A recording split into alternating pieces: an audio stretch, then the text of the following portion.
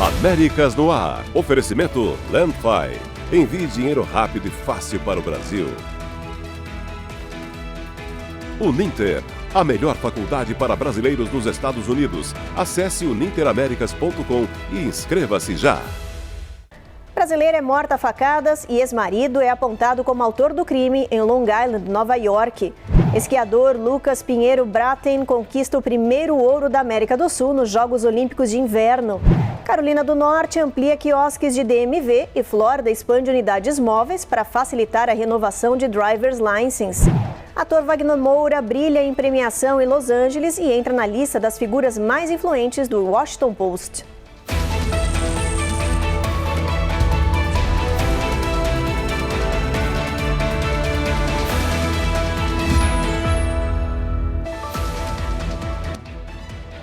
Olá, o Jornal Américas no Ar está começando.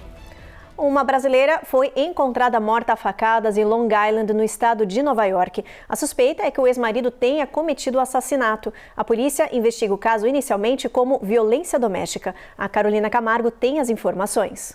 O crime aconteceu nesta casa em Farmville, Long Island, no estado de Nova York. Adriana Barbosa foi encontrada pelos policiais com vários ferimentos de faca no corpo. Chegou a ser levada ao hospital, mas não resistiu.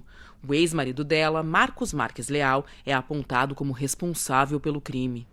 O brasileiro de 57 anos também foi encontrado com ferimentos graves na casa, junto com a filha de 16 anos, que não corria risco de morte. Os dois também foram levados ao hospital. A polícia ainda investiga o caso, mas Marcos é apontado como principal suspeito. As autoridades acreditam que ele teria tentado se matar depois de atacar a ex-esposa. Segundo amigas da vítima, o ex-marido não aceitava a separação e ameaçava Adriana constantemente.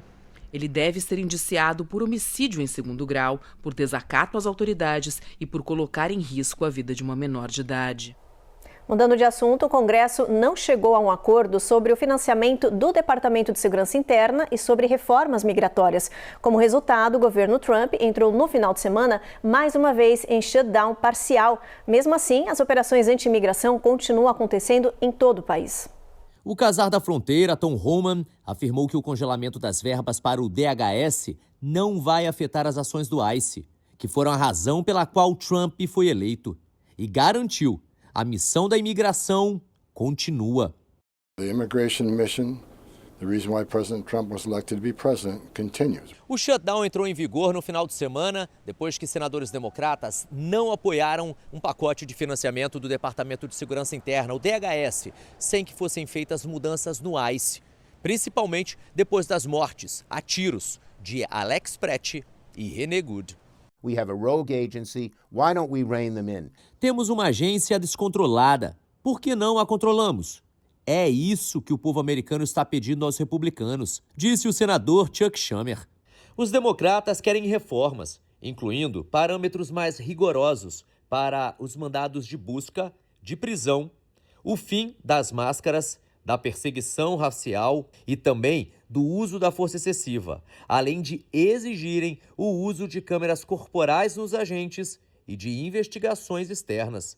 They are smashing in windows. O deputado Adam Smith afirmou que o ICE está quebrando janelas, arrastando pessoas para fora de seus carros, invadindo casas sem mandados e concluiu: precisamos de proteção contra isso. Os republicanos criticam as exigências, dizem que esse shutdown vai afetar o governo, os trabalhos do ICE e prejudicar a prisão de criminosos. O deputado Carlos Gimenez chamou a situação de teatro dos democratas. I think it's political theater, to be honest with you. Enquanto isso, Homan afirmou que os funcionários do DHS são considerados essenciais, o que significa que continuam trabalhando, mesmo com a paralisação do governo e sem salário até que um acordo seja alcançado. Sobre as mortes em Minneapolis, ele disse que foi aberta uma investigação de má conduta dos agentes de imigração. Those allegations are now being investigated. Em Minnesota, mesmo com o anúncio da saída do ICE e o fim da operação federal, os imigrantes sem status legal continuam com medo de sair de casa. Muitos estão sobrevivendo com a ajuda de voluntários. Todos os dias, no supermercado Buy More em St. Paul, voluntários fazem compras para imigrantes indocumentados que estão escondidos. Os americanos Jeff Dish e a esposa Charlotte são um exemplo. Eles estão entregando cestas básicas 3 vezes por semana. Sabem que podem ser seguidos ou pegos pelos federais, mas preferem ajudar quem precisa. Well, we were told to be thinking about it, that it could happen. Esta imigrante, que não quis revelar seu nome, é uma das beneficiadas com a ação voluntária. Por enquanto, o mundo dela começa e termina no apartamento em que vive. Há mais de um mês, ela não sai de casa para nada, com medo do ICE. Eu nem saía para levar o lixo porque os agentes estavam no apartamento ao lado. Ela está no país indocumentada. Disse ter vindo pelo México em busca de uma vida melhor, trabalho e educação. O dono do mercado, Ramiro Hernandes, disse que só neste domingo eles fizeram mais de 30 entregas para imigrantes como ela e afirma eles não querem sair por vários motivos. Então, nós vamos até eles. They don't want to go outside for different reasons. We go to them. Até os imigrantes com documentação estão com medo. Depois de ver o ICE prender várias pessoas com visto, green card ou cidadania, a maioria prefere esperar mais tempo escondida até ter certeza que a operação migratória realmente acabou na região. O dono do mercado garante que não há prazo para a vida voltar ao normal em Minnesota.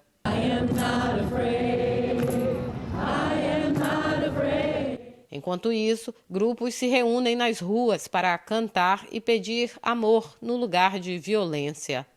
Um relatório do Comitê de Relações Exteriores do Senado revela que o governo Trump já gastou mais de 30 milhões de dólares para deportar imigrantes para países onde eles não nasceram. Segundo um documento, isso acontece quando os países de origem se recusam a receber os deportados. Nesses casos, os Estados Unidos enviam os imigrantes para nações que aceitaram firmar acordos especiais. Acordos que podem custar muito caro. Em algumas operações onde foram usadas até aeronaves militares, o valor gasto teria passado de $1 milhão por pessoa. Por outro lado, o Departamento de Estado defende a prática. Segundo o governo, os gastos refletem o esforço para fazer cumprir as leis de imigração, garantir a segurança nacional e manter acordos internacionais que permitam a remoção de pessoas sem status legal. O governo afirma que cada operação segue protocolos de segurança e que os custos variam de acordo com a complexidade de cada caso. No próximo bloco, Lucas Pinheiro Braathen conquista o primeiro ouro da América do Sul nos Jogos Olímpicos de Inverno. E mais, recrutadores dizem que os currículos feitos por IA estão muito padronizados e iguais, e isso atrasa as análises de candidatos.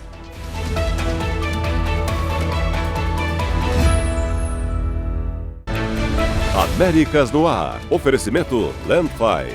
Envie dinheiro rápido e fácil para o Brasil. Uninter, a melhor faculdade para brasileiros nos Estados Unidos. Acesse uninteraméricas.com e inscreva-se já.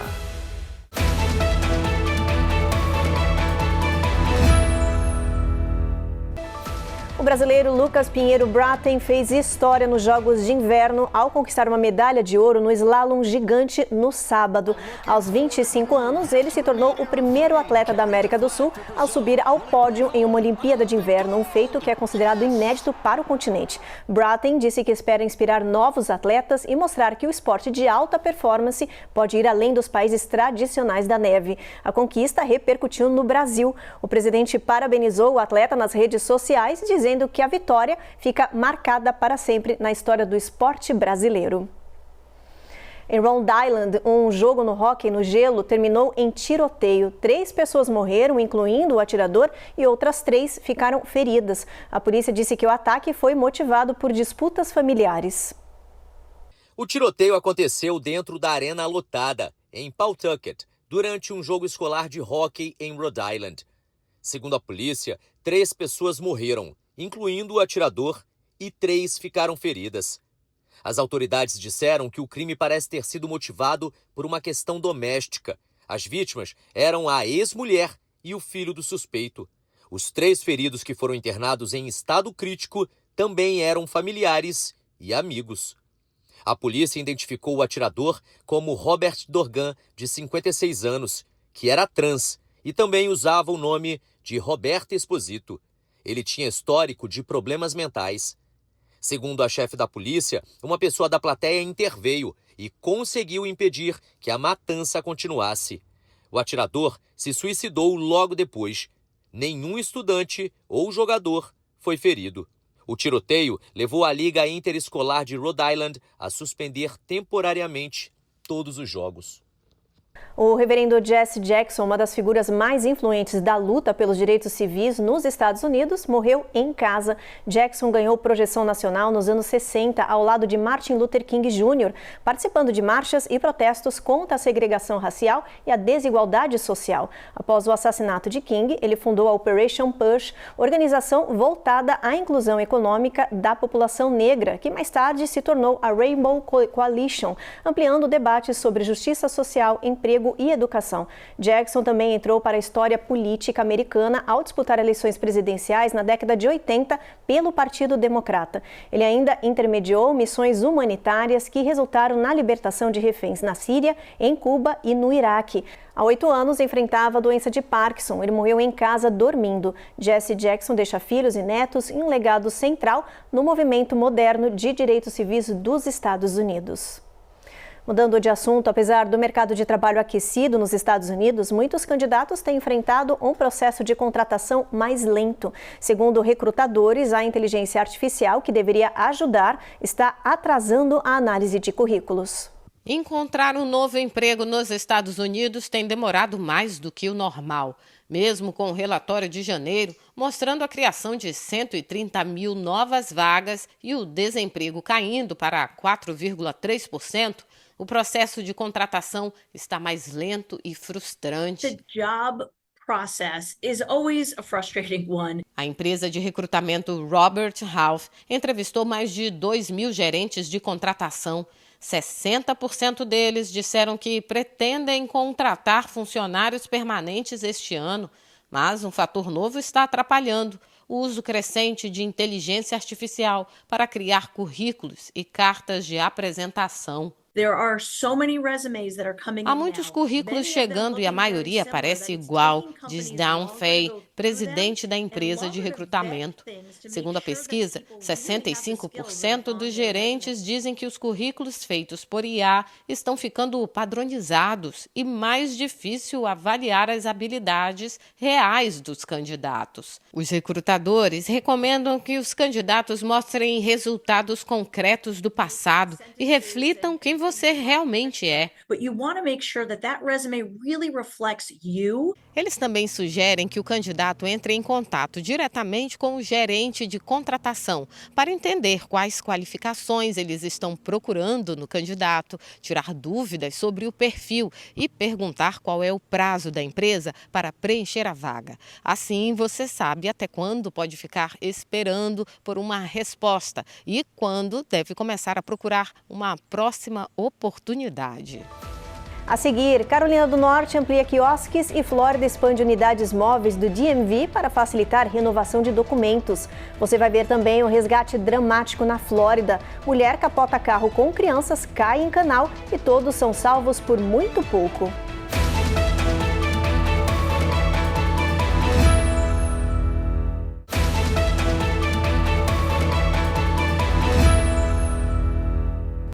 A Carolina do Norte está investindo em tecnologia para reduzir filas no DMV, enquanto a Flórida expande as unidades móveis que levam serviços diretamente às comunidades. As duas ações mostram como os estados estão tentando facilitar a vida de quem precisa renovar documentos do Driver License.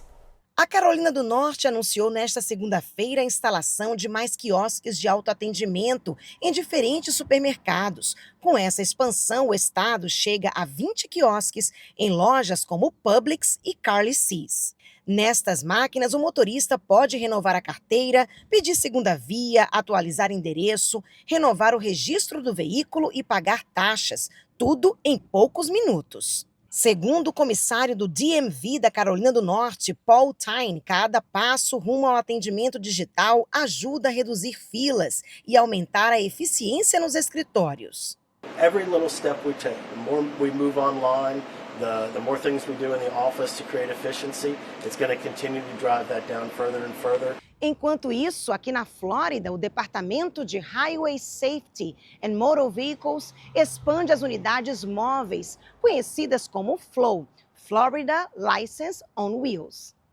São 14 veículos que viajam por todo o estado, levando serviços como renovação de carteira, emissão de ID, atualização de endereço, registro de veículo e até placas especiais. Para saber quando a unidade móvel vai estar na sua região, o público pode consultar o calendário completo com dia e hora no site oficial. Na Flórida, um resgate dramático. Um homem viu quando um carro capotou e caiu num canal. Ele correu para salvar uma mãe e 3 crianças que ficaram presas dentro de um veículo que estava afundando. O acidente aconteceu em questão de segundos. Um Jeep que seguia pela Alapath Road saiu da pista, capotou e caiu de cabeça para baixo em um canal em Martin County. Dentro do carro, uma mãe e seus 3 filhos pequenos. And then all of a sudden I looked up and they seemed to be accelerating and drove off the side of the road. Casey Curtis, que voltava do trabalho, disse que viu a hora que o carro saiu da estrada pelo retrovisor. Ele não pensou 2 vezes, deu a volta, ligou para o 911 e correu até o canal. Ao se aproximar, ouviu as crianças gritando. Ele abriu a porta do carro e encontrou os 3 pequenos assustados e a mãe inconsciente, com a cabeça submersa. Eu levantei a cabeça dela para fora da água. Ela não estava respirando, então eu soprei ar e ela voltou a respirar, disse Casey. Os paramédicos chegaram logo depois e levaram a família para o hospital. As autoridades disseram que a mãe teve uma convulsão antes de perder o controle do veículo. Casey disse que estava no lugar certo, na hora certa, e que sem a ajuda dele, a família provavelmente não teria sido encontrada a tempo. Ele está sendo chamado de herói. Médicos em Minnesota realizaram um procedimento inédito na região, um transplante parcial de coração em um bebê de apenas 2 meses. A cirurgia rara pode abrir caminho para novas possibilidades em crianças com doenças cardíacas graves. A família de Starricha vive dias de alívio e esperança depois que o pequeno Lennox, nascido com uma malformação cardíaca complexa, passou por um transplante parcial de coração, o primeiro em um bebê em Minnesota e em todo o meio oeste americano. A mãe, Roxanne, contou que a descoberta aconteceu ainda na gravidez durante um ultrassom longo que apontou que o bebê tinha uma malformação cardíaca congênita. So your baby has a congenital heart defect. Depois de 59 dias de vida, veio a notícia do doador compatível. Prevenia Senior, médico responsável pela cirurgia, explica que o procedimento ainda é raro, tem menos de 70 no país, mas que a tendência é de se tornar mais popular. But it's going to become more and more popular. Essa operação abre caminho para novas possibilidades em crianças com doenças cardíacas graves e traz esperança para os pais. A família agradece ao doador que permitiu que Lennox tivesse uma nova chance. We're just so thankful for them. We appreciate them saving our baby. A FDA ampliou um recall já existente de produtos de manteiga de amendoim. Mais de 22 mil itens foram distribuídos para 40 estados, incluindo sachês individuais e copinhos que combinam peanut butter com geleia. Os produtos foram fabricados pela Ventura Foods e vendidos a distribuidores, muitos deles sob marcas próprias de supermercados. Segundo a FDA, o problema começou quando fragmentos de plástico azul foram encontrados em um filtro da fábrica. O órgão classificou o recall como de nível 2, o que significa que o consumo pode causar doenças temporárias, mas não representa risco grave ou ameaça à vida. A recomendação é descartar os produtos afetados. No próximo bloco, Wagner Moura brilha em premiação em Los Angeles e entra na lista das figuras mais influentes do Washington Post. E ainda, mau tempo castiga o oeste e centro-oeste dos Estados Unidos e tem alerta para mais tempestade à vista.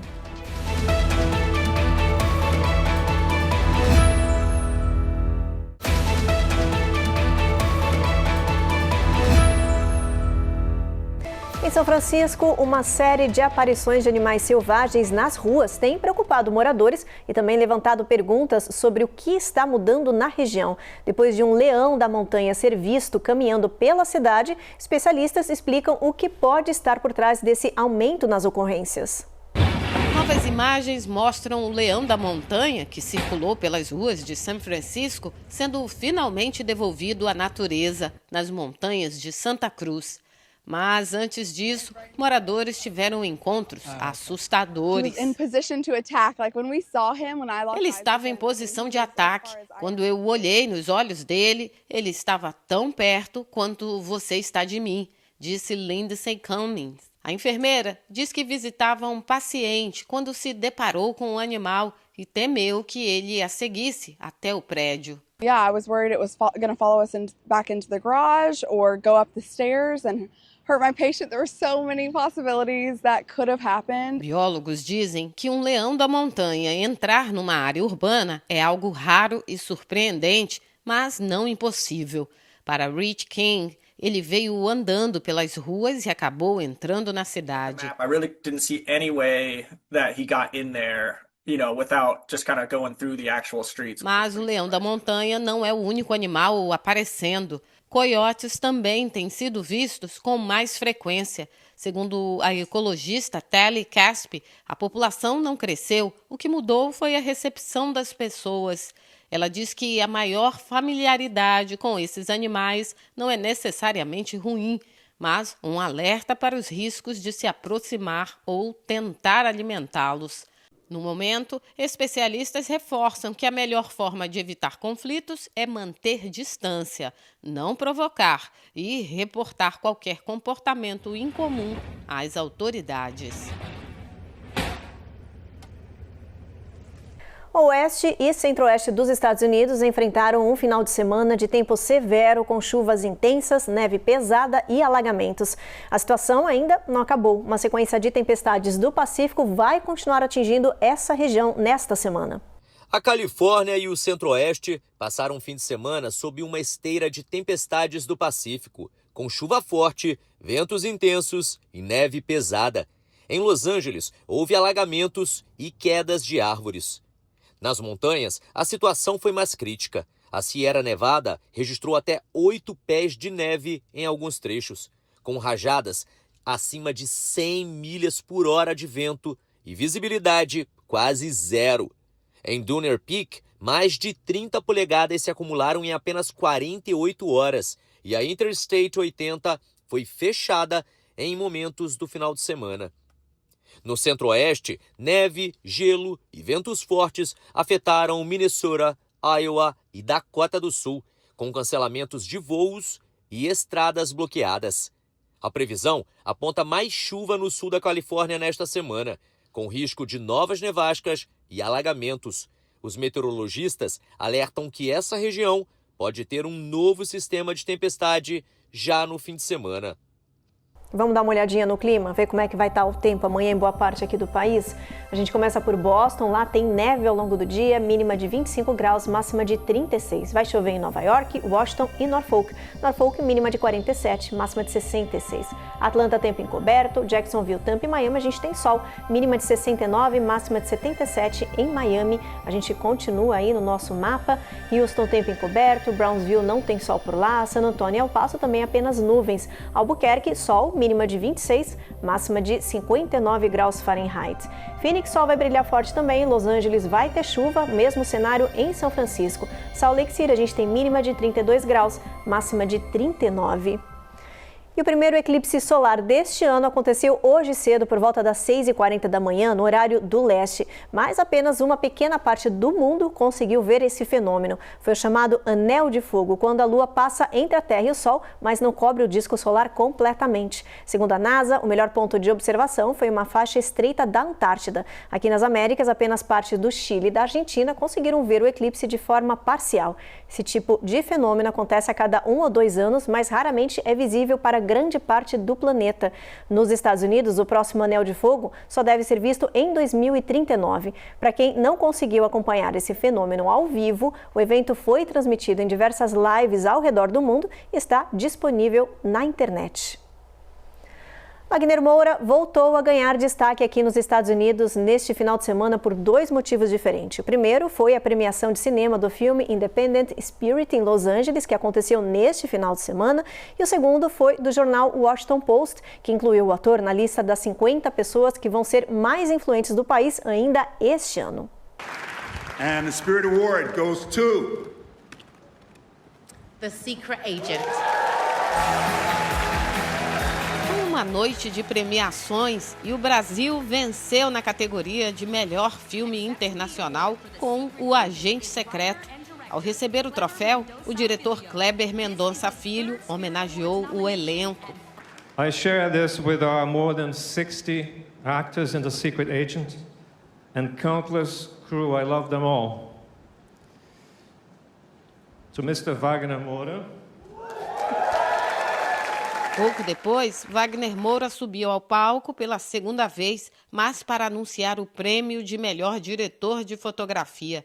Ele começou falando em inglês e mudou para o português ao revelar o ganhador, Adolfo Veloso. O diretor brasileiro levou o prêmio pelo filme Sonhos de Trem. The Film Independent Spirit Awards goes to...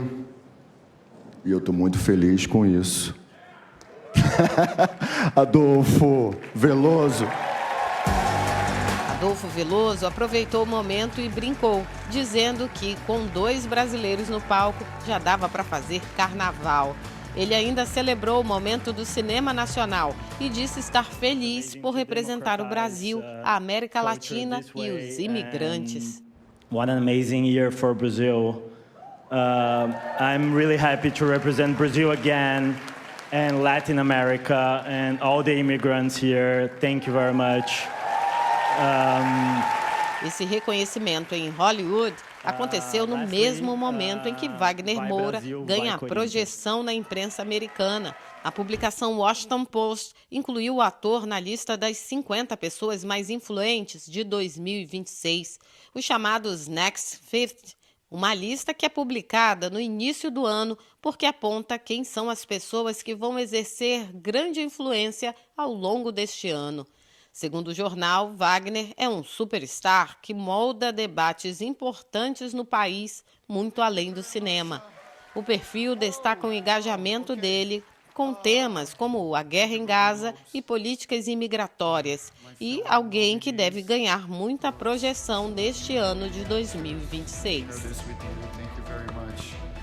É isso aí, o Jornal Américas no Ar então termina agora. A gente agradece a sua companhia e te espera novamente na próxima edição. Até lá!